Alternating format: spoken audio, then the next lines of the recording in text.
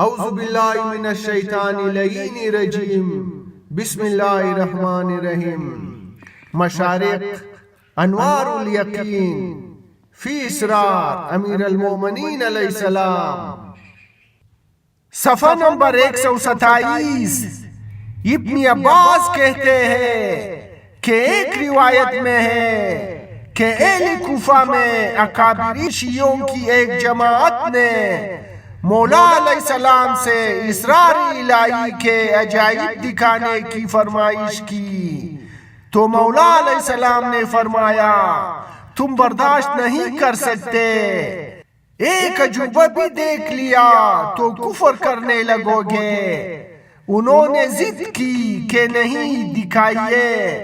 مولا علیہ السلام نے ان میں سے 70 منتخب افراد ساتھ لیے اور کوفہ کے باہر آئے، پھر 2 رکعت نماز ادا کر کے چند کلمات زبان اقدس پر جاری کیے تو ان کے سامنے جنت کے درخت و پھول ظاہر ہو گئے۔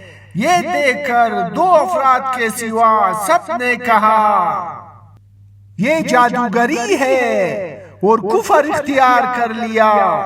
مولا علیہ السلام نے ان میں سے ایک سے کہا دیکھا میں کیا کہتا تھا کہ تم برداشت نہیں کر سکتے، مگر انہوں نے ضد کی اور مجھے جادوگر کہا اور جو دیکھا اسے جادو قرار دیا، جبکہ خدا کی قسم یہ نہ جادو ہے اور نہ میں جادوگر ہوں، بلکہ یہ تو علم الہی ہے جو رسول صلی اللہ علیہ وآلہ وسلم سے حاصل کیا ہے۔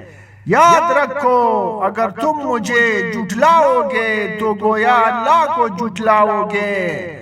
پھر مولا علیہ السلام مسجد میں آئے اور ان لوگوں کے لیے استغفار کیا، پھر دعا کی تو مسجد کے سنگریزے موتیوں اور یاقوت میں تبدیل ہو گئے۔